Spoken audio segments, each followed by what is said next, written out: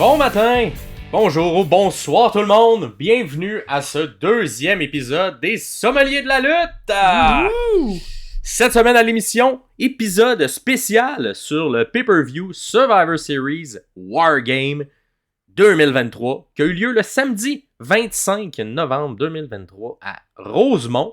Et non pas Rosemont, la petite patrie, mais Rosemont, USA, à l'Arena Hall State. Ouais. Alors, je suis Max Perriard et je suis en compagnie de mon co-animateur, Monsieur Pierre Gastonguay. Salut Pierre! Salut, ça va bien? Ça va toi? Ça va très bien. Comment a été ta semaine, toi? Moi, ça a bien été, quand même occupé, somme toute. Alors, tu sais, pour mon travail de jour, je travaille pour la Fondation Jeune en Tête et c'était un de nos gros événements de financement. C'était le bal du maire de Québec.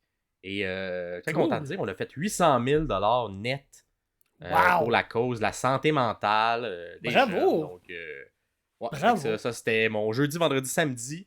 Quand même occupé, ça se passait vendredi, mais ça a bien été. Moi, j'étais en charge de toute la logistique du show en tant que tel. Fait que c'est super cool, ça a bien été. Gros merci à Stéphane Bellavance, que je pense pas qu'il va nous écouter, mais s'il écoute. Jamais. Mariem également. Peut-être, mais les deux animateurs qu'on avait, animateurs et animatrices, c'était super de vous avoir. C'était des pros dans des contextes corpaux qui sont pas toujours faciles. Fait que, très cool. pour ça. Puis sinon, ben, je me prépare tranquillement pas vite à ma prochaine soirée d'humour au ciboire, qui va être ce mercredi 6 décembre. Normalement, t'es là, mais là, tu seras pas là cette semaine. Mais non, on se voit à la fin de l'épisode, peut-être, mais on a d'autres choses de prévues parce qu'il fallait faire d'autres choses pour couvrir la lutte. Oui. Il y a de quoi qui se passe de nice quand même à Montréal ce mercredi, autre que ma soirée d'humour. Fait que c'est ça. Toi, ça ressemble à quoi ta semaine? Ben, j'ai appris à faire du montage, moi, parce que ça a l'air que j'ai parti un nouveau projet avec Max Perriard, un podcast de lutte. Je sais pas si ça te dit quelque chose. Ouais, ça me dit quelque chose, j'ai entendu tu peux parler. t'abonner, ça s'appelle Les Sommeliers de la lutte. Si tu veux t'abonner, si tu veux liker, page Facebook, page Instagram, tout ça, je t'invite à le faire. Libre à toi. On va faire ça. Fait que oui, ça, j'ai appris à faire du montage. Que j'ai jamais fait ça vraiment de ma vie, fait que j'apprends un peu sur le tas, comme je peux, en fait. Ouais, mais en tout cas, moi, j'ai vu les résultats des deux premiers épisodes qu'on a postés, puis c'est quand même bon, fait que good job, Pierre, d'apprendre un peu sur le tas tout ça, fait que on ça paraît pas. Ce projet-là est vraiment... Ça fait triper parce que, tu sais, toi puis moi, on n'a jamais fait ça, on n'a jamais fait de podcast, on apprend à le faire un peu sur le tas. Fait que si vous trouvez ça bon tout de suite, attendez quand on va être rendu à 200 épisodes. Ça va être malade. Ça va être les effets spéciaux dans l'écran qui vont arriver parce que je vais être malade en montage. Ben, c'est ça. Ça va ressembler à ça. J'ai hâte vraiment. Tu sais, les entrées des pay-per-view de lutte là, avec les feux d'artifice, là, moi je m'attends que ça soit ça. Rendu à 200 épisodes. Les en arrière je te promets au minimum les feux d'artifice de Orange Cassidy. Au minimum. Ah, ok, parfait. Ah, ben, c'est bon. J'ai hâte de voir ça. Le pire, c'est que je sais pas depuis quand ils font. C'est une parenthèse, je sais pas depuis quand ils font les feux d'artifice pour Orange Cassidy de cette façon-là. Ça doit faire un petit bout, mais quand je me suis rendu compte, juste du petit pétard mouillé en arrière, là, je pense que j'ai reculé 4 fois. Ça m'a fait tellement rire. Rire. Ouais. Marche super bien avec sa gimmick. D'ailleurs, ben oui. Je voulais qu'on prenne le temps de remercier nos quelques personnes qui ont fait des commentaires au cours des premiers épisodes. D'ailleurs, merci, parce que c'est plus environ là, sur toutes les plateformes confondues, les différents trucs de podcast et ainsi que sur YouTube, si vous nous écoutez de là. C'est à peu près une centaine de personnes qui ont commencé à nous suivre. Fait que moi, j'ai pas 100 amis qui aiment la lutte. Je pense pas que t'en as non plus 100, Pierre. Fait que quelque part, il y a du monde qui nous écoute, qu'on connaît pas. Fait que merci de suivre le projet, de vous intéresser à nous. Et on voulait mentionner 2 commentaires qu'on a eu. Fait que d'abord, il y a Frédéric qui nous a dit « Maudite bonne idée, bien niché et j'ai bien hâte de vous écouter. » Fait que on te salue, Frédéric, si tu nous écoutes en ce moment. Puis, il y a aussi Philippe qui nous a proposé quelque chose d'intéressant. Pierre, je te laisse développer. En fait, il nous a proposé des top 5 de jeux vidéo. Les jeux vidéo de lutte, là, bien évidemment, pas juste n'importe quel jeu vidéo. Là, on s'entend, c'est un podcast de lutte, on fera pas le top 5 des jeux de Zelda. Quoique, ça me rejoint quand même assez une corde sensible chez moi. Non, mais par exemple, moi et Maxime, on n'a pas joué beaucoup à des jeux vidéo de lutte. Mais on a des amis qui ont joué à des jeux vidéo de lutte. Fait que je pense que ça va être des amis qui vont venir nous en parler. Ça va être Ouais. un On se met en mode recherche sur Oui, c'est ça, exactement. des amis qui vont mieux connaître ça que nous, qui pourront nous faire une chronique top 5 jeux vidéo, les meilleurs jeux vidéo de lutte qu'il y a eu jusqu'à présent. Exactement. Fait que c'est ça. Puis après, ben, une fois qu'on aura ça, comme j'ai dit, il va y avoir des invités éventuellement. Donc, on se prend ça en note, Philippe. Je sais pas si ça va être dans les prochains, mais on prend ça en note. Éventuellement, on va avoir cette chronique-là qu'on va te dédier. Merci pour la suggestion, c'est une vraiment bonne idée. Puis si jamais il y a d'autres gens qui ont des suggestions, vous pouvez nous écrire YouTube directement sur nos pages Facebook du Sommet de la lutte ou nos pages Facebook respectifs privées. Ben privées, en fait, pas privées, mais personnelles plutôt. Vous pouvez nous écrire là-dessus aussi. Ça va faire plaisir de vous répondre, de vous lire et ainsi de suite. Exact. Puis là, on savait pas trop là, sur les différentes plateformes là, où qu'on peut écrire des commentaires. Fait qu'on s'est fait une page Facebook officielle. Puis quand l'épisode d'aujourd'hui va sortir, puis tous les prochains épisodes, il va tout le temps avoir un post dédié à cet épisode-là. Donc, vous pouvez aller en dessous de ce post-là, écrire vos commentaires, vos suggestions, vos réactions à ce qu'on a dit sur cet épisode-là. Vous pouvez le faire là. Fait que ça va être un endroit de faire ça. Si vous nous écoutez sur YouTube, vous pouvez le faire directement sur YouTube aussi. Sinon, pour les différentes sites de podcasts, on dit qu'on n'a pas accès à tout ça, ou en tout cas, on n'a pas encore trouvé comment. Donc, on va vous rediriger vers notre page Facebook actuelle, page Instagram sinon. Donc, n'hésitez pas à nous écrire. Ça va être en privé aussi. Donc, on s'ajuste, on s'adapte, on avance. Exactement, on avance. Et d'ailleurs, vous pouvez vous liker, vous abonner, télécharger les épisodes. On vous invite à le faire. Nous, ça nous aide, ça nous encourage de voir les petits chiffres qui montent, les petits pouces qui arrivent. Donc, n'hésitez pas à le faire. On a beaucoup de plaisir. On fait ça pour le fun, mais en même temps, c'est le fun quand des gens aiment ce qu'on fait et nous écoutent. Fait que merci beaucoup de nous écouter. Et, Pierre, cette semaine, on va parler un peu plus de Survivor Series Wargame. Mais avant d'entrer dans le vif du sujet, il y a une première chronique, la chronique du mot de la semaine. Alors, c'est une chronique que je fais, que je présente des mots qui ont relié à la lutte, qui ont un vocabulaire particulier à la lutte. Et cette semaine, ça va être deux mots mais qui fonctionnent bien un face à l'autre. Et c'est le mot pop et le mot eat. Oh, mon hostique! Exactement. Fait que comme Pierre vient de faire, popper, ça veut dire avoir une réaction positive et bruyante de la foule envers un lutteur ou envers un événement qui vient de se passer. Donc, si on nous entend dire la foule a popé, ça veut dire que la foule a réagi fortement, positivement à ce qui s'est passé. Fait que ça peut être face à un move qui est fait, face à un retour, face à une arrivée de quelqu'un, quelque chose qui se passe, la foule réagit, quelque chose qu'un lutteur dit dans les promos, la foule peut popper également. Et de l'autre côté, le heat est comme la version méchante du pop. Donc c'est quand un lutteur qui se dit méchant dit quelque chose de pas fin et que la foule hue fortement, réagit fortement, mais en hostilité un peu plus face au lutteur, face à ce qui vient de se passer. Donc, on appelle ça du heat. Et moi, je vais même aller un petit peu plus loin, parler de cheap pop. Ça se peut que vous entendiez d'un moment donné qu'on dise ça dans nos phrases, qu'il y a eu un cheap pop ou un cheap heat. Donc, cheap pop, cheap heat. Pour moi, c'est une manière... c'est un peu la même chose. C'est une réaction de la foule, mais le cheap pop va être une manière facile un peu d'aller chercher. Fait que le classique, c'est de dire le lutteur qui arrive et nomme la ville dans laquelle il est. Là, évidemment, la foule fait « Yeah, c'est notre ville! » Pour ceux qui suivent la lutte, quand ils viennent à Montréal, il y a tout un petit moment où, à un moment donné, quelqu'un dit « Bonjour Montréal, bienvenue à Montréal, je suis content Montréal. » Tu sais, un petit truc en français. Ça, c'est du beau cheap pop facile, la foule va l'aimer. Fait que peu importe c'est qui fait ça, on sait que la foule va réagir positivement. Et l'inverse, le cheap heat, ben, c'est la même chose, mais de l'autre côté. Fait que quelqu'un arrive à Montréal et dit que le Canadien est pas bon. Et là, les gens font bouh, puis sont fâchés, insultent la langue française, les gens sont fâchés, insultent la ville, l'équipe de la ville, les gens sont fâchés. C'est du cheap heat parce que c'est pas très recherché comme insulte la plupart du temps. Mais ça marche! Ça marche, donc c'est une manière claire de dire lui c'est le gentil, lui c'est le méchant.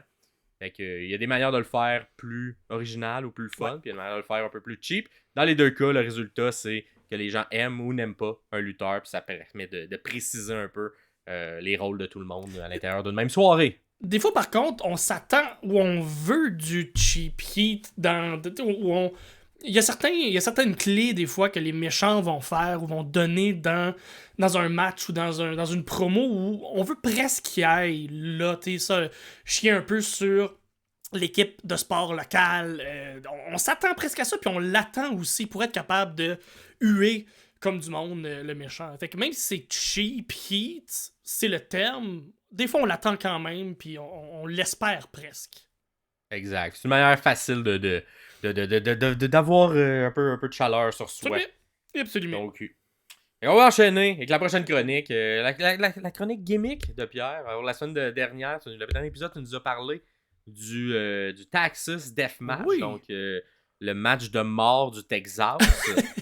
Ouais. Cette semaine, petit cours d'histoire, c'est quoi tu as décidé de nous parler, Pierre? Mais vu qu'on voit en revue Survivor Series depuis 2 ans, Survivor Series, c'est plus juste le match classique Survivor, SmackDown plutôt contre Raw, ou telle personne avec son équipe contre telle personne avec son équipe. C'est des War Games ou des jeux de guerre. La gimmick War Game.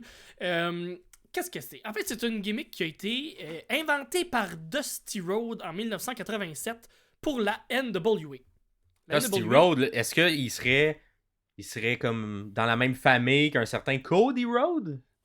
D'après ce que j'ai lu et d'après 100% des promos de Cody Rhodes à la WWE, oui, c'est son père. Ah! Qui Je aurait le cru? dis on y penserait, on s'entendrait On pas à penserait ça. pas. Ah, c'est ça. Fait à noter, la NWA, c'est la fédération de lutte la plus vieille en Amérique du Nord. Fait que ça a été inventé pour cette fédération. En fait, ça a été inventé là, à cette fédération-là. Ça a été à la base inventé pour un stable très, très populaire. C'était pour lequel? Est-ce que tu pourrais me le donner? Je pense que je connais un petit peu l'histoire. Est-ce que ça serait un symbole de 4 Oui. qui ont été marquants, qui faisaient ça, Ça. puis qu'ils ont un nom qui ressemble aux 4 chevaliers de l'Apocalypse? Exactement. Les Four Horsemen, je dirais. Ding, ding, ding, ding! Champion! Oui, t'as gagné. C'était, à la base, ça a été inventé pour faire briller, faire shiner les Four Horsemen. Mais là, tu demandes, Max, c'est quoi exactement la gimmick du Wargame? En fait, c'est super simple et pas en même temps. C'est 2 rings de lutte collés. Et un à côté de l'autre. Collés, ouais, un à côté de l'autre. Entourés d'une belle grosse cage de métal où 2 équipes de 4 ou de 5 s'affrontent et essayent de se péter la gueule. Ouais. Et c'est pas si simple. C'est pour ça que je dis c'est très simple, mais pas en même temps. C'est que c'est pas tout le monde en même temps dans le ring. Pour commencer, éventuellement, ça le devient. Mais éventuellement, au départ, ça le devient. Exactement. À la base, c'est qu'il y a 2 représentants de chaque équipe qui vont rentrer dans le ring, qui vont commencer à lutter ensemble. Et après 5 minutes, il y a un lutteur d'une équipe qui va rentrer, ce qui donne un très gros désavantage à une des 2 équipes parce que ça va être du 2 contre 1 pendant 3 minutes. Souvent, parce que c'est de la lutte, souvent ce qui va arriver, c'est que c'est les méchants qui vont avoir l'avantage et qui vont rentrer en premier pour créer de la heat. Tout est dans tout. Ouais. Incroyable. Et puis là, à chaque 3 minutes, il y a un nouveau lutteur qui va rentrer de chaque équipe jusqu'à temps que le match officiel commence. Parce que non, le match ne commence pas au début du match. Non, ce match-là commence en plein milieu quand toutes les équipes sont rentrées dans le ring, ce qu'on appelle The Match Beyond, ou l'ajoute au-delà. Si on continue à traduire tout ce qu'on dit. c'est comme... Fait que, si je comprends bien, Oui. le match, le son de la cloche arrive lorsque tout le monde est là. Fait qu'avant, c'est juste une grosse prémisse pour essayer d'avoir un petit avantage puis péter la gueule de l'autre Exactement. équipe le plus possible. Quand le match commence, on a un avantage. Extrêmement violent, pas pour rien, parce que justement, comme tu dis, c'est d'essayer d'aller chercher un avantage envers l'autre équipe pour pouvoir les péter quand la cloche, elle sonne. Officiellement. Officiellement, c'est ça. Pour gagner, dans la version originelle, c'était assez straightforward. C'était soit qu'il fallait soumettre son adversaire, soit que l'adversaire abandonne, ou qu'il soit battu jusqu'à ce qu'il soit inconscient. c'est assez ça, mais... Puis c'était assez violent, je crois, aussi. Les premiers... à la Oui. base, un wargame est supposé être... Il est supposé avoir beaucoup de sang dans Ouais. ce match-là. Beaucoup de gens qui font des Oui, parce moves que... très dangereux pour la santé. Oui, Et puis je crois que la version WWE des dernières années a peut-être... un peu on se veut quand même violent, mais violent à l'intérieur de la WWE. de ce donc qu'est la pas tant que ça. WWE. Exactement. Puis il y a toutes les accessoires, oui, sont pas accessibles, mais sont accessibles, mais sont légales. Fait qu'il peut y avoir des poubelles, il peut y avoir des kendo sticks, des tables, des chaises, des chaînes, des name it, là, des punaises qu'on a vues dans la AEW que eux appellent le match Blood and Guts.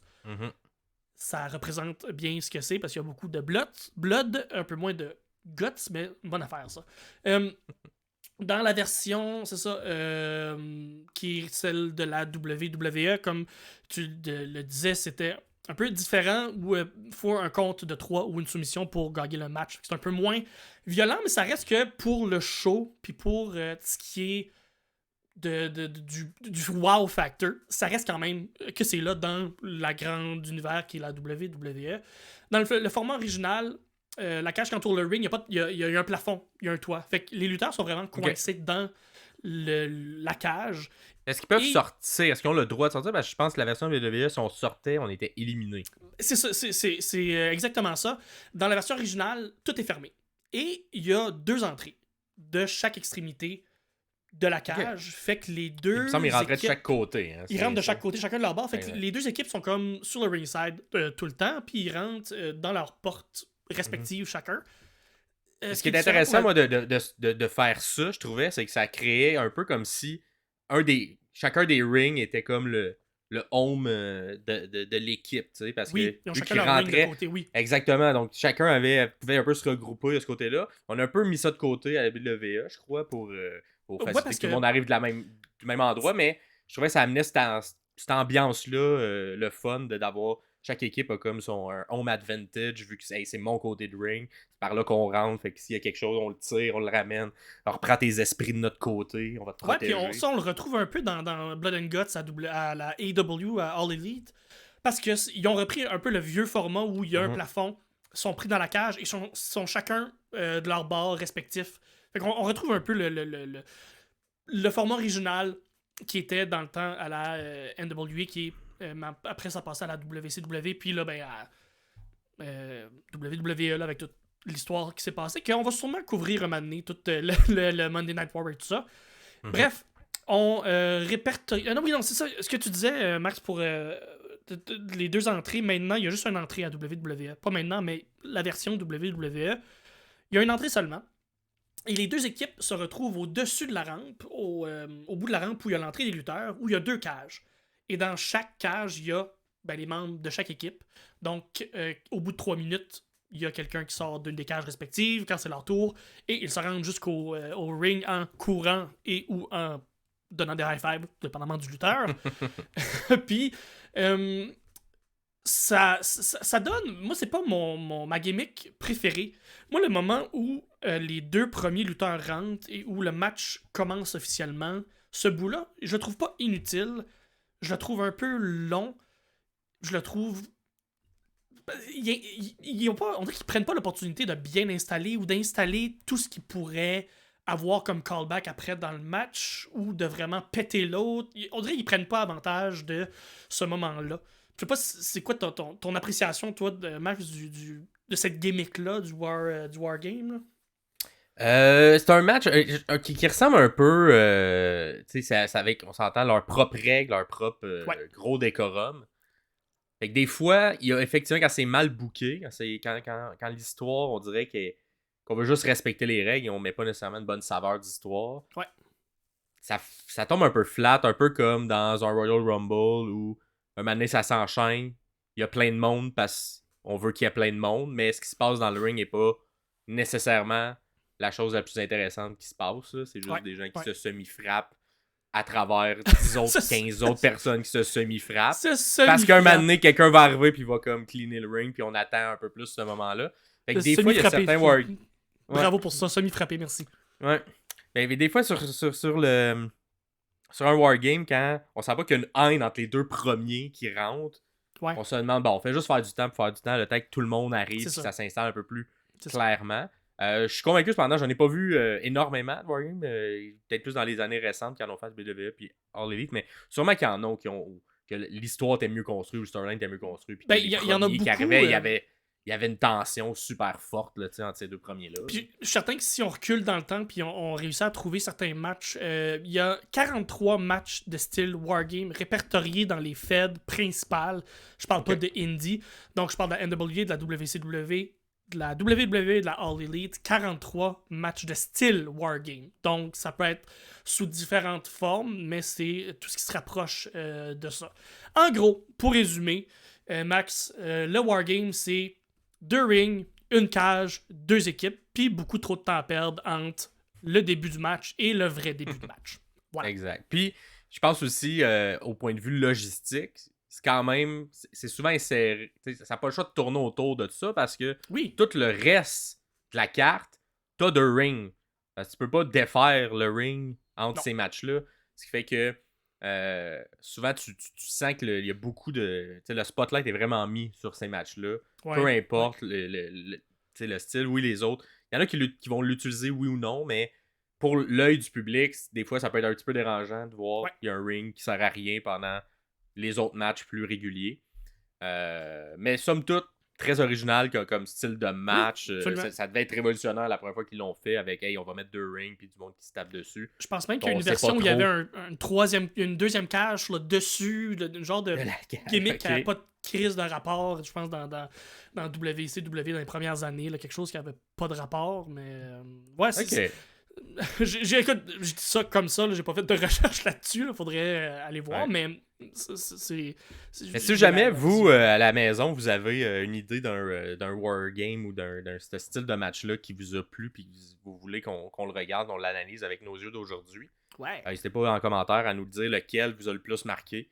Ça peut être il y a longtemps, ça peut être il y a plus récent, donc Absolument. vous pouvez nous écrire ça. Les dans vos NXT, commentaires. les wargames de NXT dans les pay-per-view d'NXT, oui, Wargame, qui était l'original de la WWE était quand même très très bon. Fait que, Ouais. Ah, j'ai des bons souvenirs aussi de certains. Génial. Fait que tombons maintenant dans le pay-per-view Survivor Series Wargame. Un peu comme tu l'as mentionné. Maintenant, on met la gimmick Wargame à l'intérieur de ce pay-per-view-là. Mais j'haïssais pas, moi, la gimmick Survivor Series au départ, qui était un match d'élimination. C'est souvent une des rares fois dans l'année où on avait un match de ce style-là, d'élimination par équipe. Et moi, j'ai toujours quand même apprécié ce type de match-là. C'est certain qu'il y en a qui ont été mieux réussis que d'autres. Mais c'était souvent intéressant de savoir c'est qui les lutteurs qui allaient rester de l'équipe gagnante. Ça pouvait nous donner une idée vers qu'est-ce qui allait suivre pour le Road to WrestleMania, qui, pour certaines années, commence à Survivor Series, on commence à planter certaines graines de tout ça. On se souvient du Shield qui a commencé à Survivor Series. Il y a beaucoup de lutteurs qui ont commencé à Survivor Series puis qui ont commencé leur run vers une belle montée jusqu'à WrestleMania. Donc, maintenant, c'est à travers Wargame.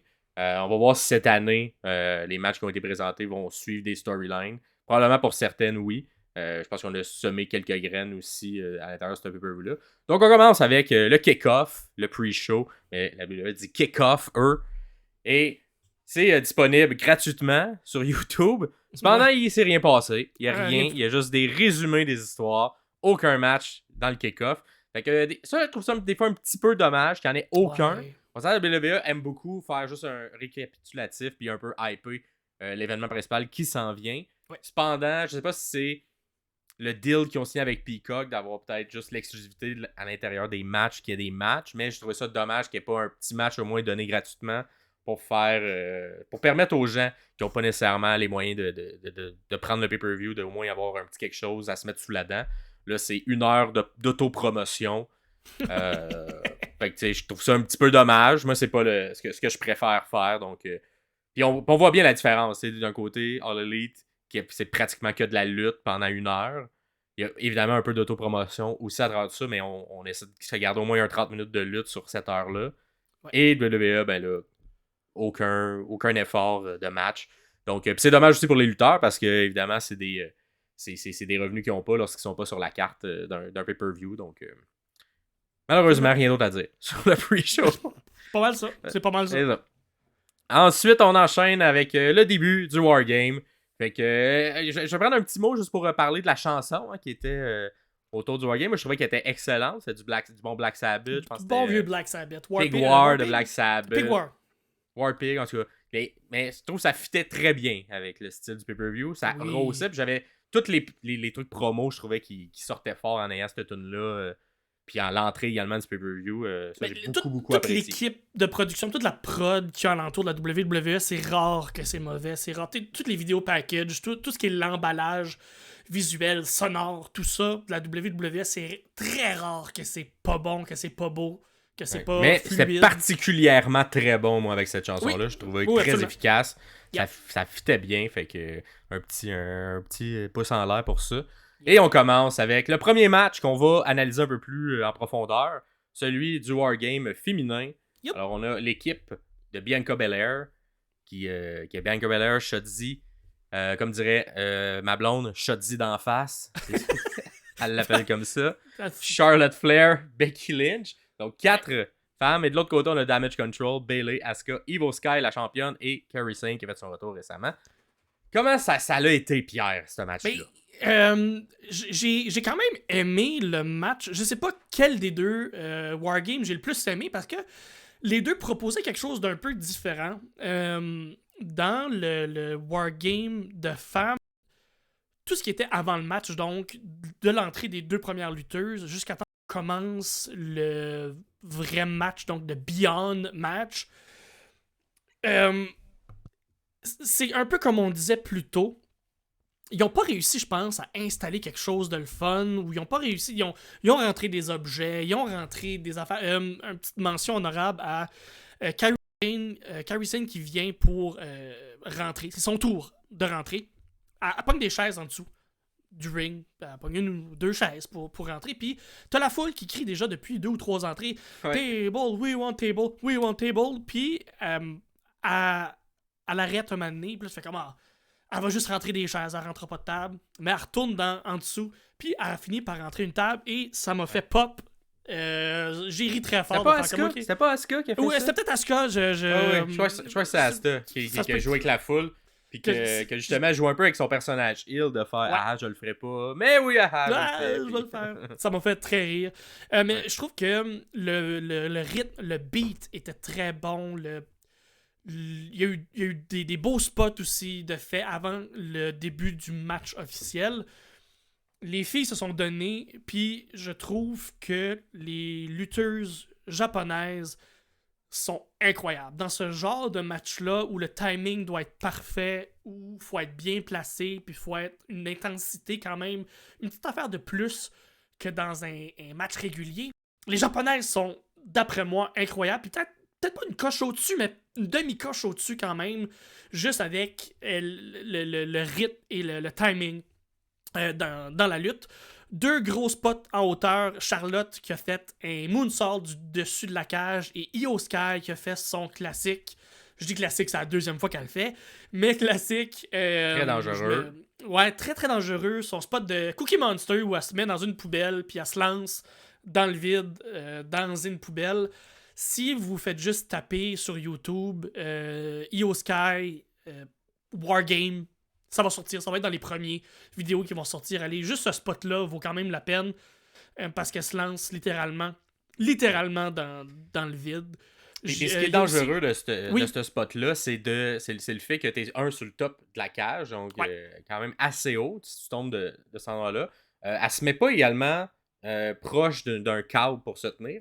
Elle le met au milieu. Elle saute du milieu. Et lorsque tu mets la poubelle sur toi, tu vois rien. Là, je comprends que la poubelle n'est pas dans un vrai métal digne de ce nom. Mais elle est quand même pas translucide. Fait que tu peux pas voir à travers. Avec t'es un peu pris dans le noir à garder ton équilibre sur le top d'une cage, à faire confiance à tes partenaires lutteurs qui sont en bas.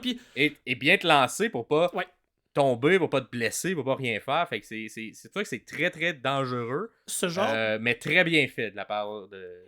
Complètement. Puis ce genre de spot-là, souvent, tu vas te lancer dans le vide quand tu as un eye contact avec où les personnes qui vont t'attraper. elle peut pas faire d'eye contact parce que à tête dans une poubelle. C'est quand même impressionnant d'un point de vue lutte, mais d'un point de vue technique aussi. Ça serait debout, 20 pieds dans les airs, à se lancer dans le vide. J'aurais aimé la manière qu'on a monté la poubelle aussi. Avec la chaîne, Dakota Kai qui est à l'extérieur. C'était très... Non, il y a eu des beaux spots. Puis dans le côté originalité, le deuxième spot de Asuka avec son mist, elle en a fait un premier dans la face à Shotzi. Elle en a fait un deuxième où elle a essayé d'en faire un deuxième dans la face à... Je me souviens plus qui. Je pense que c'est la face à Bianca. Et elle s'est juste tassée, puis elle avait un extincteur de fumée, puis elle a shooté l'extincteur de fumée dans la face à Asuka. Fait que c'est comme mist pour mist. J'ai trouvé ça super original, super rafraîchissant comme spot. Puis en général, très très très très bon match pour un wargame. J'ai vraiment aimé, j'ai enjoyé, bon rythme. Les filles qui ont gagné, les babyface filles qui ont gagné à la fin. Positif en général. Becky, je crois, sur Bayley, qui a gagné. Becky sur Bayley. Ouais. Puis, juste un petit peu avant le pin final, on a vu l'histoire un peu qui se met à se dérouler à l'intérieur de Damage Control sur est-ce qu'il va y avoir une fissure à l'intérieur du groupe. Et souvent, ces temps-ci, on s'entend, c'est 3 lutteuses japonaises qui ont intégré le groupe avec Bayley qui reste parce que Dakota est blessée présentement, ce qui fait que Bayley se sent parfois un peu seule lorsqu'elle parle en japonais ou bref, lorsqu'ils ont peut-être une moins grande chimie. Et dans le spot final, on a un peu senti où Bayley sentait qu'elle devait en faire plus, donc a sauvé la mise 2-3 fois. Il a fait tasser Kairi Sane, a fait tasser Io Sky pour recevoir des finishers sur elle, qui éventuellement a mené à qui a reçu 3 finishers, puis Becky Lynch a fait son manhandle slam à travers la table pour le compte de 3. Fait que, d'après moi, ça parmi les trucs qui se construisent, là, j'ai l'impression la dégringolade ou la destruction de Damage Control se poursuit, continue, un slow burn, ça aussi pour ça. Qu'est-ce que tu en penses? Penses-tu que ça va durer longtemps ou que c'est quand tu penses que ça va être la vraie finition de ça? La vraie finition, tant qu'à moi, on va peut-être se rendre jusqu'au Royal Rumble, peut-être, pour voir vraiment une peut-être à l'intérieur du Rumble. Peut-être à l'intérieur du Rumble. Qui là, ça va tout se briser, ça va crumble. On a aussi l'histoire entre Charlotte et Becky, qui est un peu à l'inverse, où depuis 2 ans, se détestent, sont pas capables de sentir, ils ont même eu des matchs une contre l'autre, où là, joint leurs forces, et à la fin, même au-dessus de la cage, ils ont fait leur fameux thé, chin-chin de thé, à la fin de tout. Un beau visuel. Fait que, plein de belles histoires à l'intérieur de ce match-là. Vraiment, puis un peu pour rappeler l'histoire des Wargames où ça a été fait pour les Four Horsemen, on a mentionné à plusieurs reprises à l'intérieur de ce match-là que 3 des 4 Four Horsewomen faisaient partie de ce match-là. Ça, on va faire un clin d'œil à ça. Cependant, quand ils ont fait des mentions comme ça, je me suis dit, est-ce qu'il y a... C'est bizarre quand ils font des mentions où ils parlent juste 3 sur 4, puis l'autre, la 4e, on sait pas où. Elle a un peu disparu. Pour ceux qui ne savent pas, c'est Sasha Banks, la 4e, qui présentement lutte sur la scène indépendante à New Japan ou un peu partout sous le nom de Mercedes Moné. C'est ça, hein? Oui, Mercedes Moné. Ouais. Donc, bref, est-ce que... Lorsqu'ils l'ont mentionné, je fais est-ce qu'elle va arriver? Je sais pas. Je savais parce qu'elle est présentement blessée. Elle s'est blessée pendant un match, puis elle a laissé la ceinture qu'elle avait à Willow Nightingale. C'est pas elle qui elle a quitté la WWE lorsque ça allait vraiment pas bien au niveau du management, surtout au niveau de Vince McMahon. Vince n'est plus là. Exact. Vince n'est plus. Elle appréciait vraiment pas, je pense, certains trucs qui étaient peut-être un peu plus dérangeants dans les comportements de Vince. Elle les a quittés. Maintenant que c'est Triple H qui semble avoir ça en charge, est-ce qu'elle va revenir? On va voir. La prochaine semaine, elle pourrait signer peu importe où. Mais j'ai quand même trouvé ça audacieux de le mentionner sans parler de la 4e. Mais bon. On poursuit le match avec un premier retour. Hein? Il y a eu quelques retours à l'intérieur de ce pay-per-view-là. Le premier retour, on est backstage avec une belle pub de Chip, Ruffle. Et le retour de R-Truth. Incroyable. qui revient pour faire ce qu'il fait de mieux, c'est du comédie. Faire des petites danses avec Otis, Tozawa, Pretty Deadly, tout ça. Donc, le premier retour de la soirée qui allait se conclure avec quelques retours. Hein? On va continuer la carte, mais il y en a quand même eu quelques-uns. Un bon pop pour R-Truth quand même. Un bon pop pour R-Truth. Vu que tout le monde sait c'est quoi un pop maintenant, un bon pop quand même. Par la suite, on poursuit en coulisses avec Jey Uso qui va rejoindre Sami. On se souvient qu'ils ont été les deux dans la Bloodline au cours de la dernière année. Co-War Game de l'an dernier, ils étaient dans la même équipe pour le Bloodline, que c'était Sami qui avait offert la victoire sur un plateau d'argent au Bloodline. Donc là, on se retrouve. On est toujours dans la même équipe, cette fois-ci du côté des gentils. Sami veut mentionner que hey, Randy n'est pas encore arrivé. On sait que Cody a promis que Randy Orton allait venir, allait être là, avec le 5e membre de l'équipe des gentils. Et là, il n'est pas encore là. Jay dit, gars, peu importe ce qui se passe, inquiète-toi pas, on a fait les deux ensemble, qu'ils viennent ou qu'ils viennent pas, on va l'avoir, puis hein, on se fait un câlin, on est des vieux, des chums, des vrais chums. Et on enchaîne avec le prochain match, Miz contre Gunther. On va pas l'analyser en profondeur. Court match tout de même, 12 minutes. Le match d'avant, 35 minutes pratiquement. Match de femme Wargame au complet. Là. On s'entend pas seulement quand ça sonne la cloche officielle. Non, c'est ça. Ça a peut-être duré un 8 minutes, 5-8 minutes. À peu près. Donc, Gunther contre Miz. On sent Gunther qui est sur une streak interminable, très longue. Un très grand champion intercontinental moderne. Donc, match où on essaie d'avoir des Miz a tenté de faire 2 low blows à l'intérieur du match à Gunther pour gagner. C'est un peu sa manière de tricher, mais à l'intérieur du match, je pense que Miz est perçu comme le gentil, mais bon, on essaie d'avoir un gentil, mais qui triche tout de même. Un peu comme de l'autre côté, MJF, un peu le même gimmick de personnage. Ouais. Tenter d'avoir quelques finissers, tenter d'appliquer un sleeper. Miz repousse le tout. Et finalement, Gunther enchaîne avec un splash. Il fait un genre de Wall of Jericho. Miz attrape la corde, mais Gunther le ramène et le fait taper. Obligé d'abandonner sur un espèce de crab, Boston Crab. Ouais. Fait que, encore, Gunther, champion par soumission. Et pas beaucoup de suspense, je pense, à ce match-là. Je pense que personne croyait que Miz allait l'emporter. Match correct. T'sais, Miz, je pense que c'est un des lutteurs qui va pas faire foirer un match technique, mais qui est pas capable de nécessairement l'amener plus haut, mais qui est capable de bien suivre un match comme ça. En 1 contre 1, c'est sûr, t'es un petit peu plus... je pense que ça se porte mieux, son style se porte mieux dans un match à plusieurs où justement il peut vraiment faire shiner tout le monde. Là, on sentait que Gunther carry un peu plus le match au niveau technical, puis évidemment le gagne, mais une bonne performance quand même du Miz. Très safe, tout ça. Tu as autre chose à dire sur ce match-là? Non, c'était bien dans ce que c'était. C'est comme tu as dit, là, aucune surprise. Parfait. Cool. Fait qu'on enchaîne en coulisses avec le Judgment Day dans leur quartier général. Le Dominic, qui a entendu les rumeurs entre les branches que Orton n'était pas là encore. Fait que avertit son équipe de c'est le cas. Et Finn Balor, un peu comme chef, dit gars, c'est pas grave. Si Orton il est pas là, mais gars, ça va leur nuire. Ils vont être une personne de moins. Mais s'il est là, ça va leur nuire aussi parce que on sait que Orton est très instable, qu'il entend des voix dans sa tête.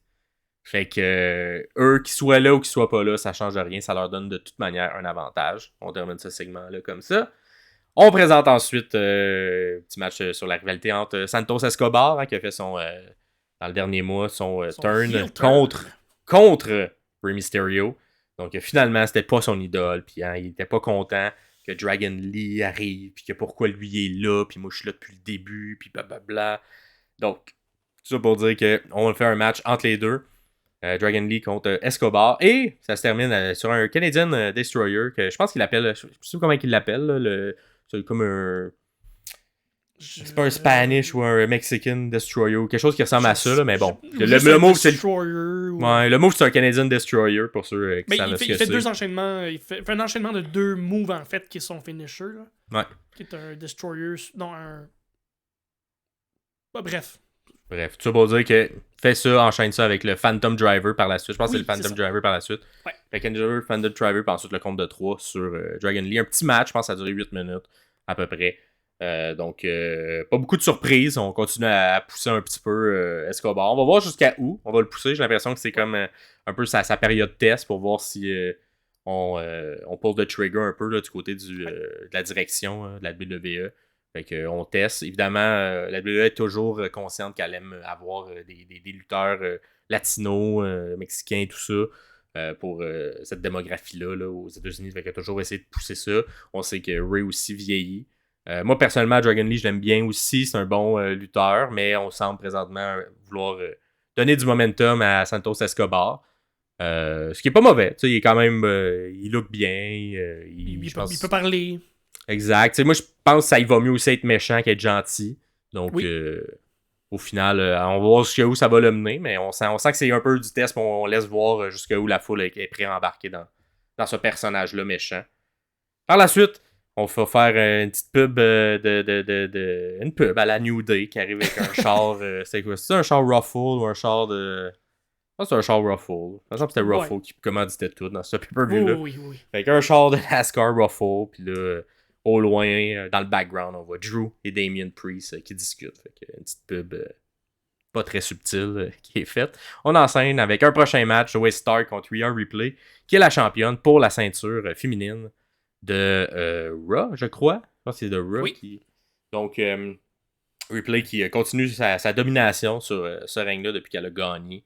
Il y a déjà quelques mois avec son stable du Judgment Day. Zoey Stark, très très dominante, très bonne aussi. Zoey Stark, que moi je connaissais peu parce que dans les dernières années, j'ai moins suivi NXT. Mais du peu que j'ai vu au cours des derniers mois, entre autres avec lorsqu'elle était jumelée avec Trish Stratus, tout ça, j'ai quand même bien aimé ce qui a été présenté. J'ai aussi, je pense en voyant ce match-là, j'ai compris pourquoi qu'on met beaucoup d'efforts pour essayer de la légitimer à l'intérieur de la division féminine. Parce qu'il y a quelques mouvements qu'elle fait qui sont très originaux, qui sont très le fun à voir aussi, qu'on n'a pas vu beaucoup de lutteurs les faire, gars comme filles, puis qu'elle exécute bien. Je trouve qu'elle vend aussi très très bien, très très bonne pour vendre. Cependant, elle se prend contre Rhea Ripley, ce qui fait que un moment donné, t'as pas le choix, faut que tu te couches, portes des coups de coude à l'infini, puis finit avec un Riptide pour le compte de 3. Rhea qui garde sa ceinture, mais que j'ai trouvé Zoé qui a quand même été bonne à travers tout ça, bien ressorti. La bonne offense, c'est bien réussi à shiner dans la défaite. Un court match aussi, 8-9 minutes, fait que pas beaucoup de temps pour shiner, mais j'ai l'impression qu'on a quand même voulu mettre de l'avant tous les différents, le moveset de Zoey Stark. Oui, absolument. Entre autres, je pense que ça s'appelle le Z360, où elle fait une espèce de springboard avec les pieds, puis un petit 360 où elle tombe sur son adversaire. Fait que c'est un des moves que j'ai pas vu souvent des gens faire ça. C'est très bon. Mais Rhea, dominante comme elle est, garde la ceinture. Pas beaucoup de ça aussi. Je pense que l'histoire, à aucun moment on a douté que de Rhea allait garder la ceinture. Et je pense que c'est peut-être le petit point dommageable de Survivor Series qui est normalement un des Big Four. Et là, les ceintures, c'était quand même assez évident parce que c'était deux championnes dominantes. Et on n'a pas de titre, on n'a pas de match pour le titre du World Heavyweight. On n'a pas le champion incontesté qui est Roman Reigns qui est sur la carte non plus. Ouais. Est-ce qu'il est encore blessé à ce moment-là? Ben, c'est ce que je crois, qu'il est encore blessé, qu'il est peut-être pas prêt. Somme toute, je pense qu'on veut poursuivre la streak à l'infini présentement. Et heureusement, les blessures font partie faut dealer avec, mais je trouve ça quand même dommage pour le pay-per-view en tant que tel. Que c'est supposé être un des gros de la WWE, mais on en ressort avec 3 petits matchs en bas de 10 minutes et 2 gros wargames, mais il n'y a pas nécessairement le même prestige que normalement un Survivor Series a, avec des arrivées, des gros retours. On s'entend le retour, il y a des gros retours qui vont s'en venir aussi, mais ça n'a pas le même impact qu'un Survivor Series que j'ai dans mon souvenir. Mais dans les Survivor Series plus classiques que tu as dans tes souvenirs, est-ce que le match de Title Belt, le match pour la grosse ceinture, passait après le non, match pas nécessairement, mais au moins tu avais les champions qui étaient présents. Là, d'avoir que Reigns n'est pas présent, qui manque de le match. Okay. Exact. Il manque un peu de star power, je trouve, à l'intérieur de ce pay-per-view-là. Champion contre champion ou peu importe quelle t'sais, version du Survivor Series qu'il y avait. Je regarde la carte, tu sais, je pense pas que c'était un mauvais pay-per-view dans l'ensemble, mais je regarde la Non, carte du et je tout. trouve pas que c'est au même niveau qu'on a l'excitation d'un Royal Rumble, d'un Mania, d'un SummerSlam, d'un Money in the Surtout Bank. la WWE qui nous ont habitués à des pay-per-views de 4-5 heures. Mhm. Là, c'était un 3 heures et quart, je pense, bien tassé. Il aurait pu avoir un match de plus pour une ceinture avec un peu plus de challenge ou un peu plus un peu plus de peut-être ou de ça se peut avec une excitation de ah ben cette belt là va peut-être changer. Et même si c'est la US, ben, la US c'est avec le Logan Paul, là, mais Mais tu vois, Logan Paul qui soit. Tu sais, j'ai vraiment l'impression qu'on a dilué ce pay-per-view-là au profit de Crown Jewel, au profit des autres trucs alentours. ah ok ouais ok. Puis là, je suis comme. Je sais pas. Mais ça me semble qu'il n'y avait pas la même saveur qu'un des gros Survivor Series qui est supposé avoir. C'est sûr que Ok. le Wargame, c'est le fun. Mais moi, et souvent dans ce type de pay-per-view-là, c'est le genre de match que j'aime en voir un. Quand j'en vois deux dans le même soir, t'as pas le choix d'en mettre deux, mais Ouais. il y a un peu de répétition. Je pense qu'il y a des C'est vrai. pay-per-views comme Elimination Chamber aussi souffre un petit peu de ça. Mais là, c'est ça. Je trouve que ça manquait un peu de matière et de force, règle générale, pour un Big Four. Pour Mais un des est-ce que ça a pay-per-views du bien Big Four. fini avec le Wargame d'homme?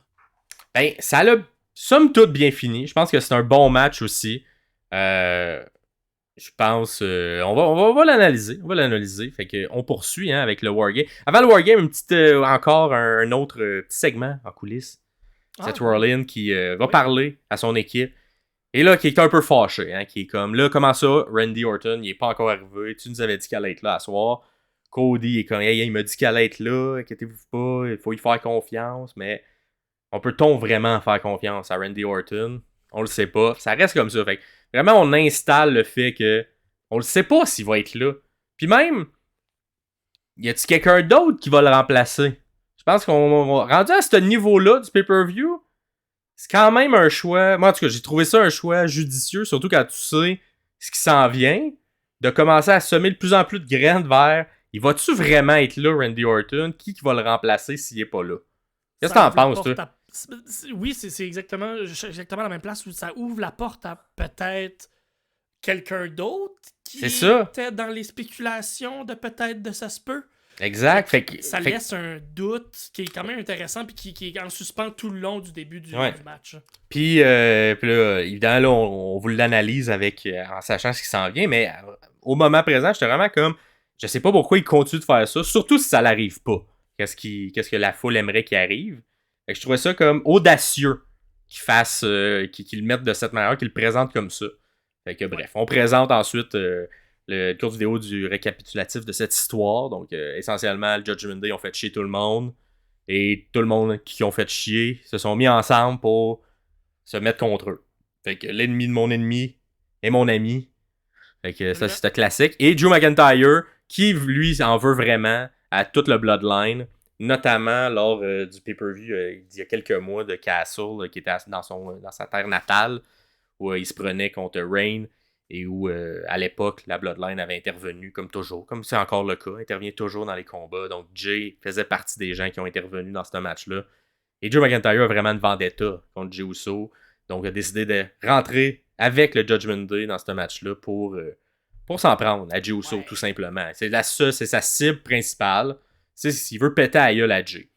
Et le match commence avec les entrées évidemment. Donc lors des entrées, là, les méchants sont entrés en premier.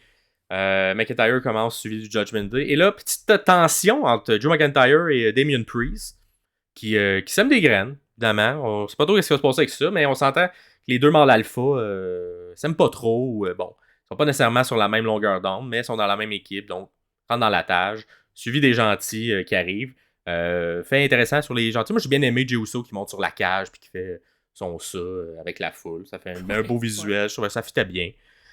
Aussi, les 4 faces qui sont applaudis arrivent toutes avec quelque chose que le public doit chanter, doit crier. Donc, on a Sami que sa chanson est très over. Seth Rollins, que les gens chantent également sa chanson. Jay, que c'est le yeet et tout le monde qui fait aller les bras. Et Cody, qui fait le monde qui fait wow au bon moment. Il chante la chanson. Fait que j'ai l'impression que pour l'instant, le gars évalue ses gentils. c'est top face en fonction de comment la foule réagit pendant leur entrée. Je sais pas ce que ça t'en pense pour toi, mais on dirait qu'il installe toujours quelque chose face aux gentils pour que dans l'entrée, il se passe de quoi. Pour que la foule ait du fun pendant l'entrée. Je sais pas si c'est peut-être fait on purpose, c'est peut-être fait exprès à ce moment-là, mais je sais pas si ça a été installé spécifiquement pour ça à ce moment-là, mais oui, si les Mais je pense pas que c'est pour ce moment-là, mais je pense les mettre les 4 back-à-back, ça m'a amené cette réflexion-là de voir les 4 que tout le monde réagit que tout le monde rentre pas non à plus l'entrée. sur la même tune. Ouais, je comprends.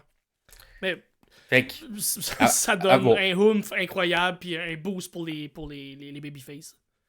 Exactement. Mais Orton n'arrive pas. Il n'arrive pas à ce moment-là. Fait que ça commence techniquement à 4 contre 5, même si le match commence pour vrai à la fin. Fait que les deux qui vont commencer dans le ring au départ, c'est Seth et Finn. Et les deux commencent. Ça commence en fait avec Seth qui fait un beau dive entre les deux rings pour tout de suite aller frapper Finn qui est installé sur le deuxième ring. Fait que c'est un beau départ quand même très rapide. Ensuite, le classique, on pitch. Les deux se pitchent ses cages. Finn qui lance Seth sur la plaque de métal directement sur le dos.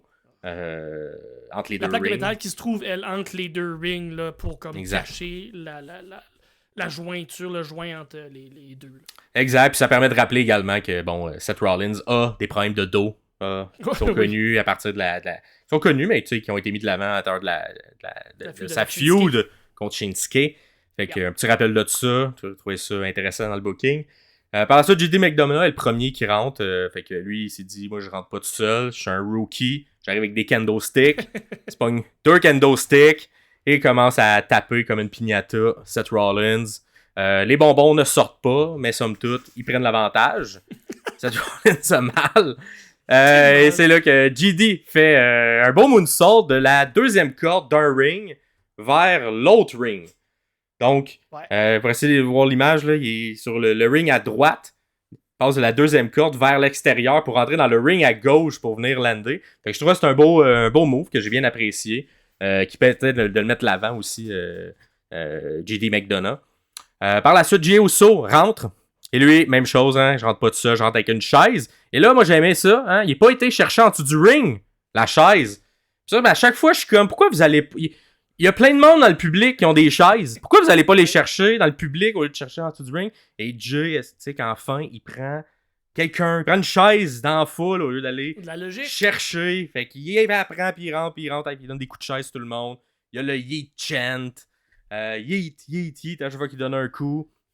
Par la suite, McDonough arrête Jey avec un espèce de flying Spanish moonsault, standing Spanish moonsault avec Jey. Fait que ça a été un beau move aussi pour arrêter un peu le momentum de Jey pour permettre aux méchants de reprendre l'avantage.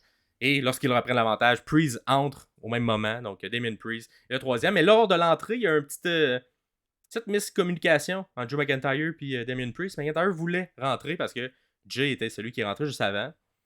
Mais Damien Priest dit non, on reste sur le plan. Stick to the plan. Ce qu'on avait décidé dans le premier match. C'est moi qui allais rentrer à ce moment-là, fait que c'est moi qui rentre. Toi, reste dans la cage. On sent une petite tension encore entre les deux. Donc, Priest rentre malgré tout. Puis, on prend l'avantage tout de même. Puis, par la suite, il n'y a pas de move dans ce segment-là.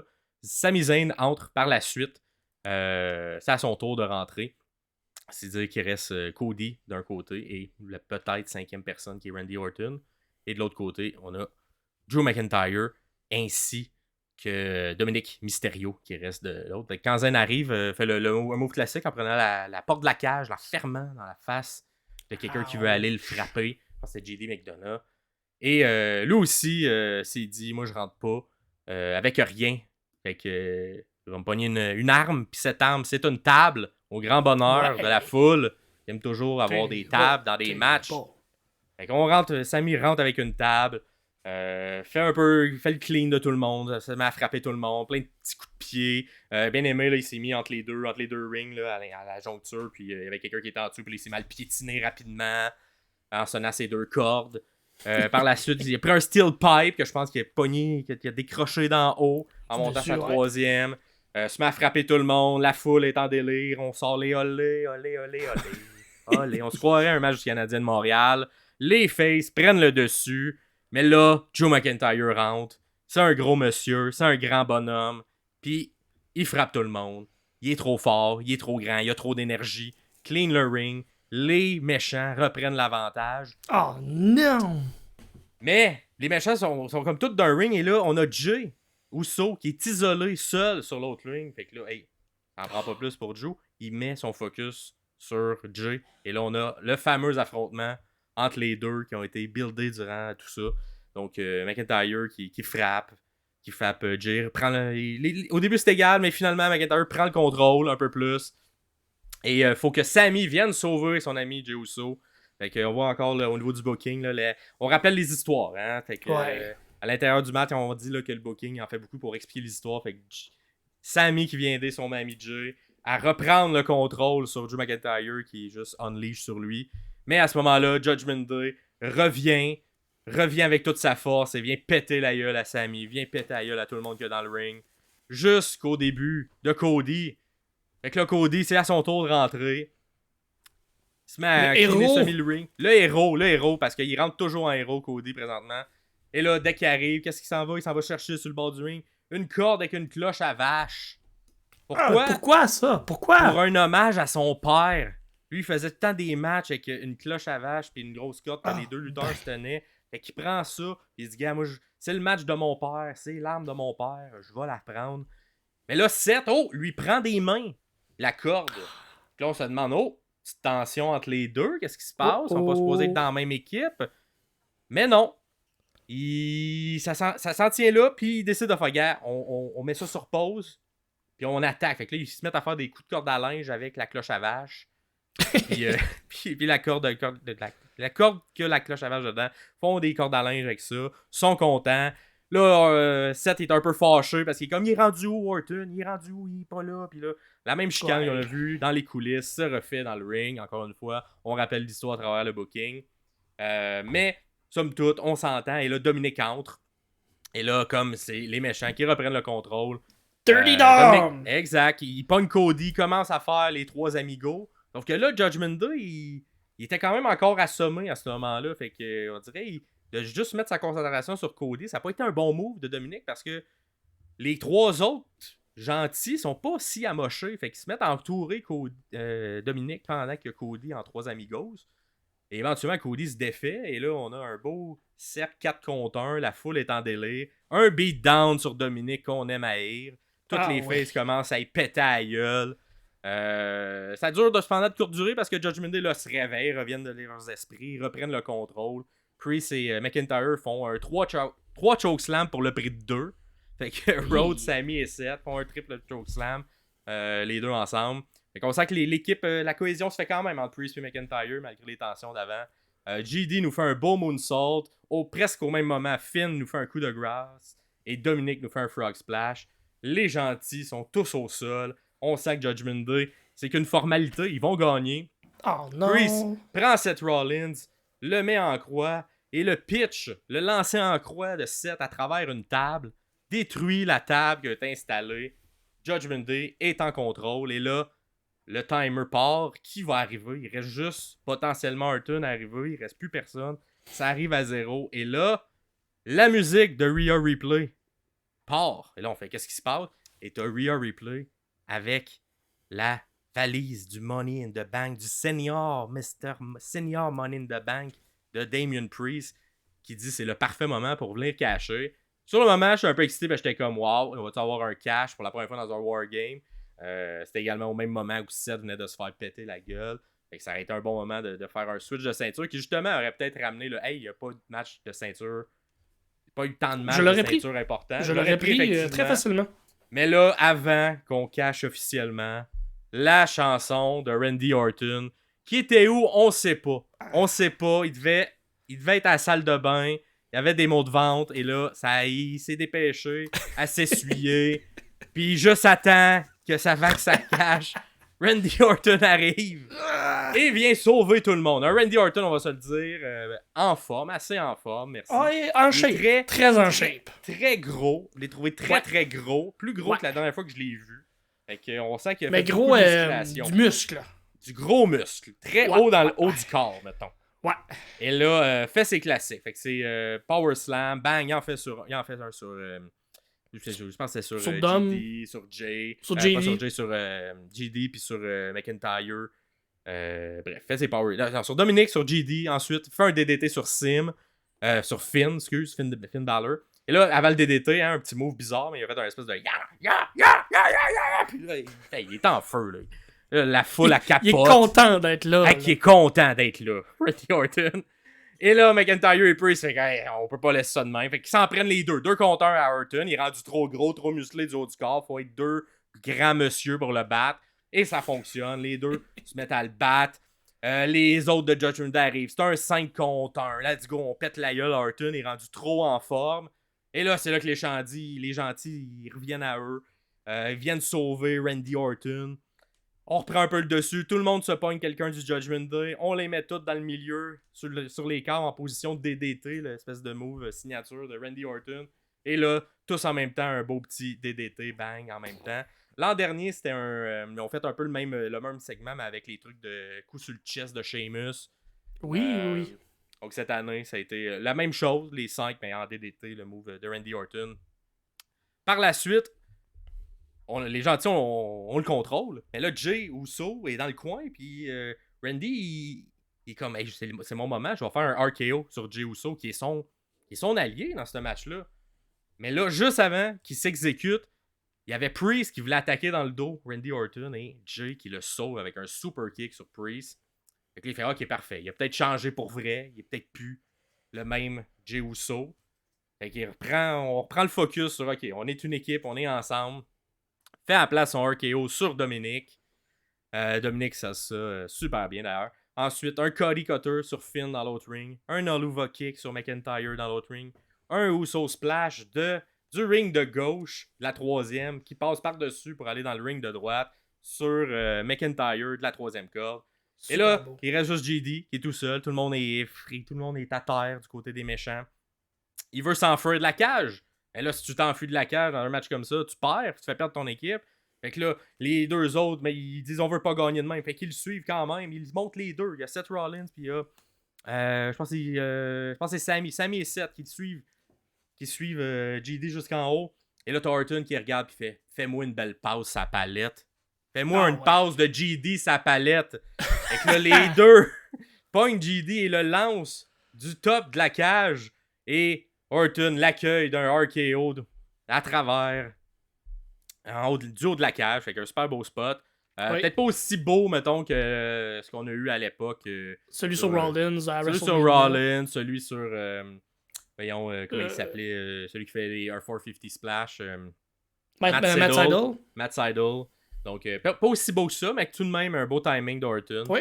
Qui l'accueille en RKO. Et par la suite, Orton donne Priest à Cody parce que il aurait pu gagner, mais il est comme, hey non, Cody, c'est mon chum, du Legacy dans le temps. C'est le match que son père a inventé, il mérite la victoire.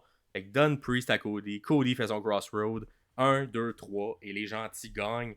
Et tout le monde est content. Tout le monde capote. Ça finit bien. La foule est en délire. Tout le monde tripe. Beau retour de Orton. On est content. On voit les replays du match. On fait un zoom out de la cage des gentils qui ont gagné ce match-là. On voit même le logo de la WWE dans le coin à droite. Qu'est-ce que ça veut dire? Michael Cole dit dit bye. bye. C'est fini. C'est fini, ça va se finir. On dit bye. Michael Cole dit bye. Et là. Ta-na-na-na-na, ta-na-na-na-na. Ta-na-na-na-na. Le thème de CM Punk sur le vidéo de CM Punk. Et on est à. On n'est pas à Chicago, mais. En banlieue de Chicago, pas loin, là. Fait que ça capote. On n'en revient pas. Ouais. C'est-tu vrai? Ça va-tu arriver? Et là, même si je peux être quand même critique et la manière que Punk est sorti, bon, c'est peut-être pas le plus pro de la manière qu'il est sorti de l'autre côté. J'ai quand même eu, à ce moment-là, des petits frissons de revoir un CM Punk à la WWE qu'on pensait qu'il allait jamais réaliser. Jamais. Avec toute l'histoire de la fin, à quel point il détestait ça, qui a été très, très, très, très, très critique de la WWE, du système, de tout ça. Mais CM Punk arrive en roi, en champion. Et on termine le pay-per-view avec CM Punk au top. qui arrive Ouais. sur le bord puis qui salue la foule. Donc, il n'y avait pas tant rapport avec cette histoire-là, mais bref, on décide de finir et donner ce cadeau-là à la foule. Je pense que c'est ça qui a fait le plus parler également par la suite, Oui, dans absolument. le point de presse, dans tous les jours qui ont suivi. Puis ça l'a amené éventuellement à c'était un des Raw qu'on attendait depuis le plus longtemps parce que bon, ça allait être le premier retour de CM Punk à Raw. Mais le preview se termine là-dessus.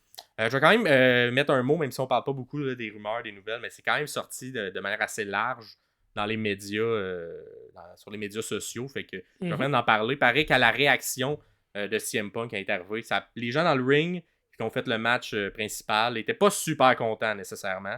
Particulièrement un Seth Rollins en furie. Probablement qu'on se dit qu'il le savait, mais il a décidé de dire sa façon de penser à CM Punk. Et quand c'était le temps, d'éventuellement, faut que tu quittes. Et les caméras ne tournaient plus rien. Mais Punk restait sur la rampe et il prenait sa clap, prenait l'amour que la foule avait de lui. Et Seth Rollins ne voulait juste pas passer à côté de lui en s'en allant. Et disait aux gens en arrière de le faire crisser, le faire s'en aller pour que lui il puisse disait s'en à aller. Michael Cole puis à Corey Graves qui était là, qui le retenait, dites à quelqu'un en arrière de le tasser de là parce que Je veux sinon pas je être à rentre côté dedans, de lui. là. C'est ça. ça. Moi, je veux pas être à côté de lui. Je veux pas. Fait qu'on va voir. Est-ce que tout ça est un work? Est-ce que tout ça est réel? On le sait pas. C'est pas. Encore. C'est encore tout le temps le flou entre qu'est-ce qui est réel. Et je pense que c'est ça la force de CM Punk aussi à travers les années. Tout le temps amener le flou entre c'est-tu vrai ce qu'on voit ou c'est pas vrai. Absolument. On va voir le prochain run qui va avoir de WWE. Combien de temps ça va durer? Oui. Qui on va l'envoyer? Est-ce qu'il va plus servir de faire valoir? On sait que sur la WWE, la mémoire longue, hein, quand c'est des gens qui trahissent, entre guillemets, ou qui ne sont pas fidèles ou loyaux envers la WWE, souvent, on les met pas nécessairement autant de l'avant. On les met un peu plus en chair à canon pour faire monter d'autres gens. On va voir comment Punk va être utilisé dans les prochains mois, mais il y a eu quelques réactions négatives au backstage et dans les réseaux sociaux de certains lutteurs. J'avais pas vu de lutteuses, mais bon, certains lutteurs ont réagi négativement à ça. Bon, par exemple, McIntyre également n'était pas très content. Ouais, mais forcé d'admettre par contre que ça apporte les gens à regarder, ça apporte des yeux sur le produit, ça c'est certain, c'est indéniable. Assurément. Des gens qui vont aller le regarder. Juste parce que c'est Punk. Exactement. Puis si vous nous écoutez et vous n'avez pas vu tout ça, c'est pas ce segment-là, mais le Raw de lundi, c'est qui a suivi ça et là. Et on va l'analyser dans notre prochain épisode qui va sortir jeudi prochain. Donc, ça va sortir le 7 décembre. Et ça va être notre premier épisode plus régulier. Donc, avec un peu plus un style en plus en chronique, on va parler des différentes choses. Donc, les deux premiers épisodes, on s'est attardé sur les pay-per-view. Donc, celui de la All Elite Wrestling, celui ici de la WWE. On a analysé plus en profondeur ça. Prochain épisode, on va vous parler de ce qu'on a aimé, ce qui est bon. Et je pense qu'on n'aura pas le choix de glisser un petit mot sur probablement la promo qui était le plus attendue depuis longtemps de CM Punk. Donc, commentez, dites-nous ce que vous avez pensé de cette Survivor Series-là. Est-ce que vous êtes d'accord avec nos analyses à nous?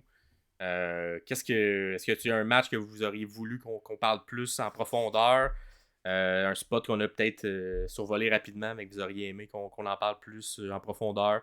Sinon, qu'est-ce que vous en pensez de la nouvelle formule de Survivor Series? Êtes-vous d'accord avec nos opinions?